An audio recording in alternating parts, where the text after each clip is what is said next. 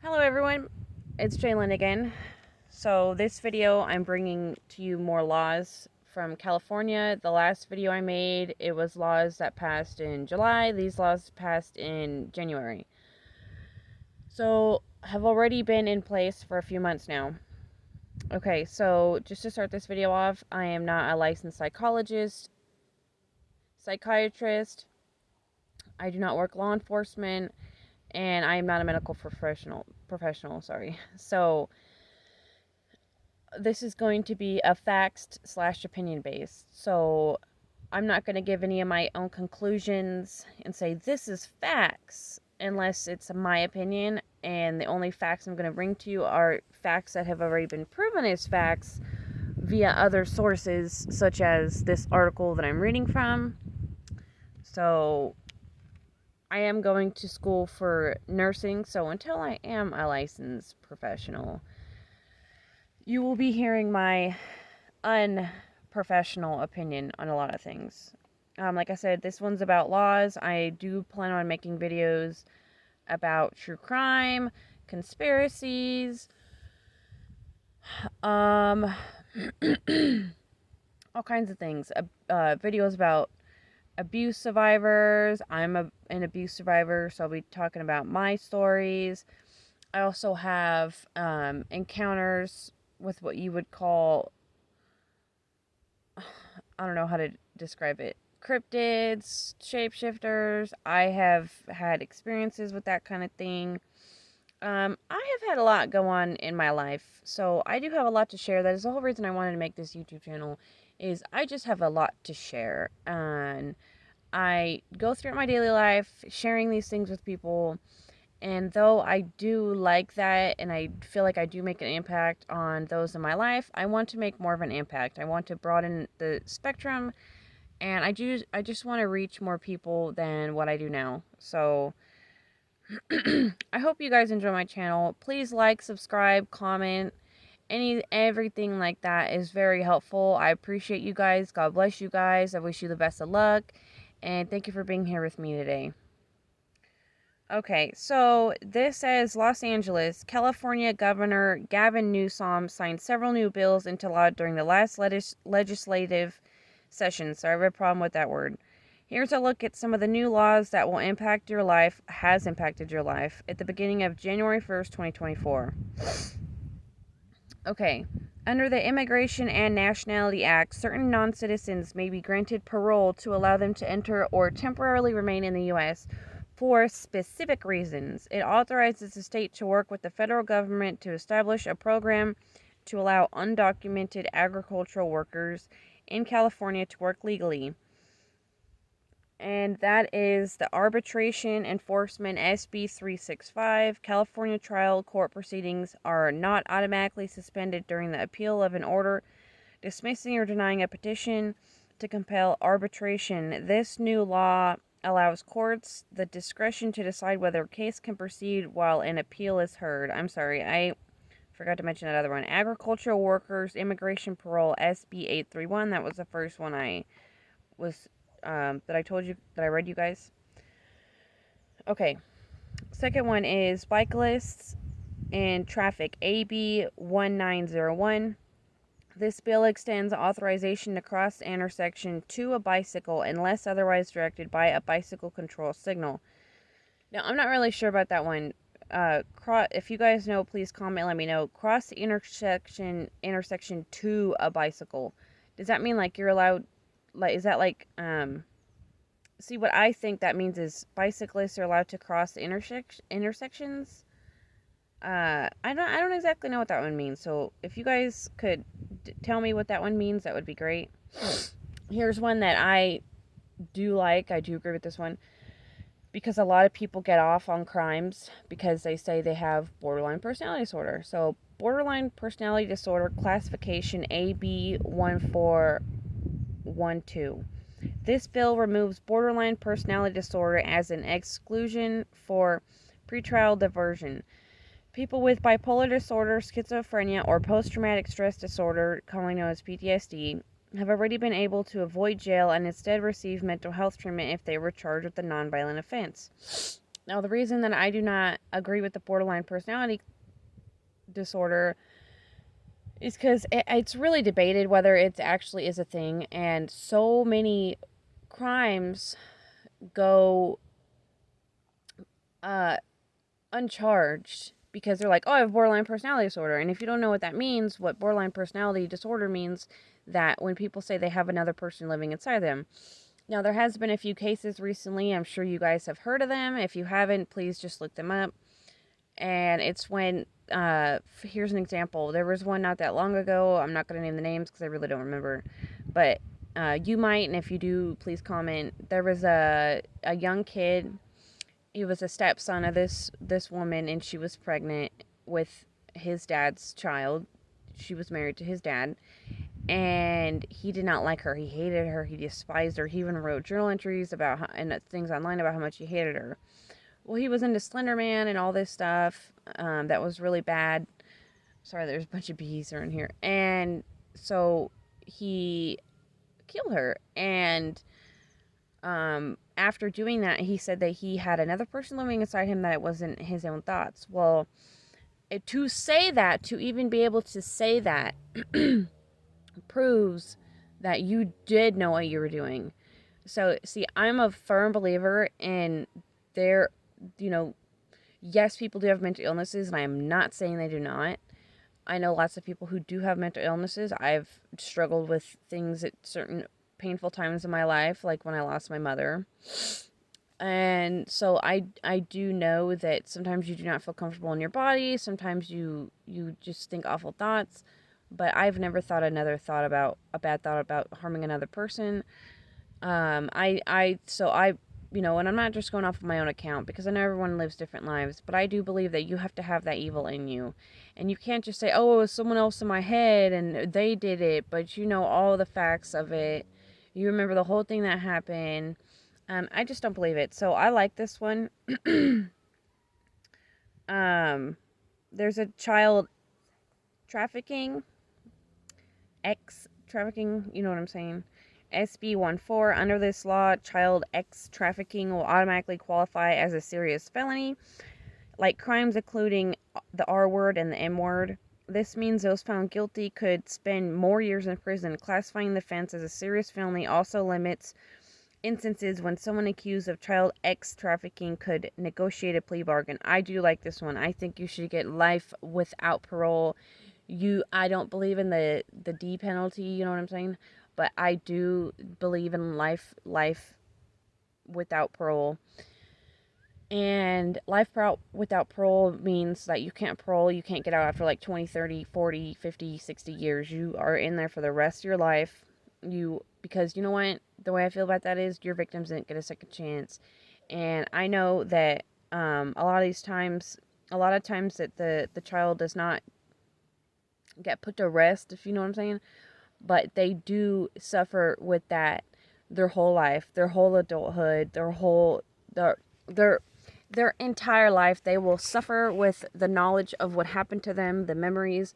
And I just pray to God that, whoever goes through this suppresses it and forgets about it, because, I have gone through stuff in my life. Things have happened to me when I was a child, and if I could suppress that, I would love that. So I just pray the best for these people, these children who grow up to be adults, and the children that are currently going through it. I pray every night for them, and I just thank God that they are making the penalties more strict for this. This is one of the reasons I wanted to make this video, was this law right here, because this is extremely important. And people should know that are doing this that people don't like it. We were all once a kid. So, okay, concealed carry SB 2, which is kind of funny because it's our Second Amendment. This law strengthens the state's restrictions on who can carry a firearm in public. It restricts people under 21 from getting a concealed carry permit, and also requires all permit holders to have more training, including on how to safely handle, store, and transport firearms. This law also sets limits on where people can carry a firearm called sensitive places, which include schools, parks, playgrounds, and banks. Now, I do like this one about the 21-year-olds because I don't even think that the legal smoking age should be under the age of 25. And I know that people are going to do what they want anyway, but I don't know about you guys, but I've noticed a pattern that the older some restrictions are for certain things, it really does lower the amount of people who are doing it underage, because you're going to look at someone because mistakes happen, okay, and you're going to look at someone and go, okay, that person is definitely not 25. I'm not going to sell this to them, or I'm not going to they ask me for a cigarette, or if they can have a hit of my cigarette. No, you do not look 25, you look 18, or you look 21. Personally, I recently quit smoking, but even when I was smoking, I would not give anybody a cigarette unless I seen their ID. So, or they obviously look over 30, 40, but I never just handed out a cigarette to anyone that looked really young. It didn't happen. Okay. Let's see. There's a bunch of them on here. I can just read them off to you guys, but I'm trying to keep this short because there's a lot of them. Like a lot. So, okay. Equal Pay and Anti-Retaliation Act, SB 497. I do like this one. This law makes it easier for employees to establish retaliation claims in California. It amends California Labor Code sections 986 and 11025 and 11975 to create a rebuttal presumption of retaliation if an employer takes an adverse action against an employee within 90 days of the employee engaging in certain protected activity. I do like this one because how many times have you said something, because I know this happened to me recently, you complain because you're being mistreated, and then the mistreatment happens more. It gets worse. They start retaliating against you, and you're like, this is the whole point. I want to keep this job. I need an income. I need to provide for my family. I need to feed my animals. I need to take care of my friends and my family. I have things I need to take care of. I have a car to pay for. I have gas to pay for, bills, electricity, food, and you can't. And the managers or whoever at work is making it more difficult. So you complain about it, and then it gets worse. So it's like, okay, I just complained about this because you're making my life harder, even though my life is already hard. I'm living paycheck to paycheck, and as we know, most managers, even though they live paycheck to paycheck, they get paid a lot more than we do, and we are still being bullied. And it's like, it is. That's what it is. It's like the bully at school. You say something, and then you start getting bullied more because they get mad about it. Well, you know what? How about instead of getting mad when someone tells you they don't like how you're treating them, how about you sit back and you think about it? Because if one person, I guarantee that if one person's saying it, they are not the only one saying it. And if a lot of people are saying that you're mistreating them, it is time to take into accountability your actions and don't retaliate against someone, especially when it has to do with their life, because this has to do with our lives. Okay, so I really do like this one. Remember, Equal Pay and Anti-Retaliation Act, SB 497. This is very important. So, you know why this is important? Because, besides the reason I said, but it's important to know this act, because if it happens to you, then you file a petition about the act. Say they're violating this act right here. I have proof. This is the law. You are not allowed to retaliate against me. So, there you go. Fentanyl sentences, AB 701. They are people convicted of dealing or attempting to deal more than a kilogram of fentanyl will face additional prison time under this law, which increases punishment for people who deal the deadly drug. This is very important because, like back in the day, people would get 5 years for like an ounce of ganja. And this isn't like that. This is way, way more powerful. And I've seen all over the news, and there's so many cases who don't make it on the news, don't even make it on the tallies. You could go look up. I've looked it up. There's millions of people dying from this every single day, and it's not in the news. They're not going to put that in the news. You could look it up. It's not even an accurate number. I've even seen cases recently of married partners doing this to their partner and saying, oh, they had a drug problem, and they actually didn't. Or even if they did, they still, slipped it to them, and then they OD'd, and then, it's just like running rampant. The easier it is for someone to acquire a drug, the more fatalities that's going to follow up after that. And the more fatalities there is, then it just creates like an anarchy. At what line do people say this is enough? I'm not going to deal with this. This is dangerous. If you're going to get some of it, which I don't suggest, but if you're going to, don't give it to someone else. Don't even risk it. I don't care if someone says, "Oh, I do this every day." I don't care if you see them do it every day. Don't do it, because you know what? It's really dangerous, and the only life that you really want to mess with is your own. And I don't even think you should mess with your own life, but I think that's your life is the only life you have the right to mess with. So I do like this one. I think the law should be very strict on anything like this, but this one especially is good. Hate symbols penalties increase, AB 2282. This law expands the definition of hate symbols to include additional symbols and locations. This includes any symbols or marks with the, quote, with the intent to terrorize another person, unquote, such as Nazi symbols and the bill also emphasizes a need to address hate crimes with symbols against certain minority groups. This is good, so like graffitiing, maybe bathroom stalls. I know you could put whatever tattoos you want on your body, but like your clothes. I'm not exactly sure the extent that they're going to go or exactly what they're going to do, because I know a lot of the time it goes undetected, but there are cameras, and I know a lot of people do get caught on camera graffitiing, but I don't think that this just has to do with graffitiing. Okay, now this one's really wild. Human trafficking notices at pediatric care facilities, AB 1740. The law requires facilities that provide pediatric care, meaning any facility that offers pediatric services, to provide a mandatory notice concerning slavery and human trafficking. This notice should include information about specific nonprofit organizations that individuals can contact for services or support in combating slavery and human trafficking. Failure to comply with this requirement will result in a civil penalty of $500 for the initial offense and $1,000 for each subsequent offense. So, in my opinion, how I'm taking this is pediatric care facilities are supposed to be like a safe spot. Like, you can go to Walmart, Target, and all that. If there's something going on, it's supposed to be considered a safe spot.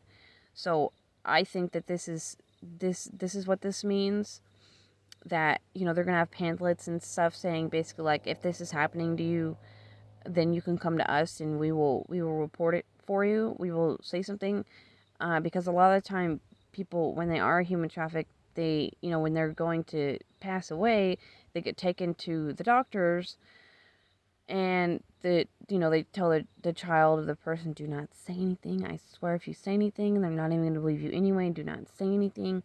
And they do all this convincing, right? But let's say these pamphlets are there, or the person's encouraging the person, hey, if this is happening to you, you could say something to us. We'll definitely help you. So I think that's why this is great for this. So